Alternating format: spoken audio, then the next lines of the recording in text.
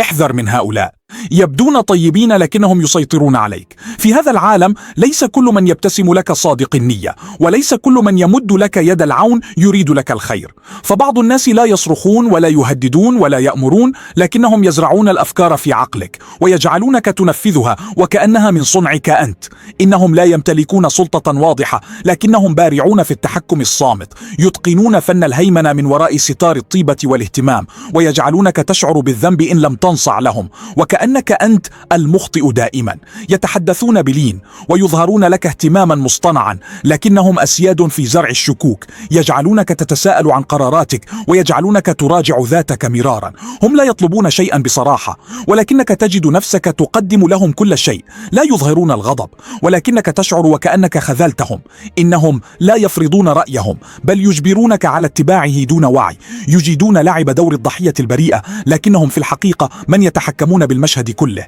كلما حاولت الابتعاد عادوا بابتسامة زائفة أو كلمة مؤثرة أو نظرة حزينة تعيدك إليهم دون مقاومة.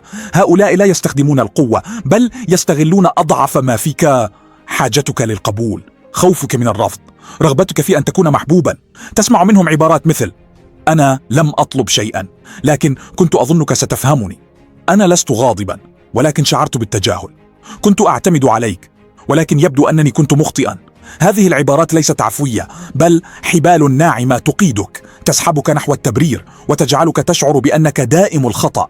وإذا فكرت في مواجهتهم تحولوا إلى كائنات مجروحة، وكأنك قسوت عليهم ظلما فتشعر بالذنب وتعتذر عن أمر لم ترتكبه. هم لا يصرخون، لكنهم يملكون القدرة على التحكم بك بصمت. يحركونك بخيوط خفية ويجعلونك تؤدي الدور الذي يريدونه باسم الحب أو الطيبة أو الواجب. فكيف تحمي نفسك منهم؟ أولا، كن واعيا. حين تدرك من أمامك تصبح قادرا على حماية ذاتك. الوعي هو الحصن الأول. ثانيا، ارسم حدودك بوضوح. لا تسمح لأحد بتجاوزك، ولا تجامل على حساب راحتك النفسية. ثالثا، لا تبرر كثيرا، فمن لا يفهمك من صمتك لن يفهمك مهما فسرت له. رابعا، لا تخف من خسارة من يقيدك بلطف. الحرية لا تمنح بل تنتزع. من يحبك حقا لن يستخدم مشاعرك ضدك، ولن يشعرك بالذنب إن اخترت نفسك أولا. كن طيبا، لكن لا تكن ضعيفا. كن رحيما، لكن لا تسمح لأحد بأن يسلبك صوتك. كن لطيفا، لكن لا تكن ضحية.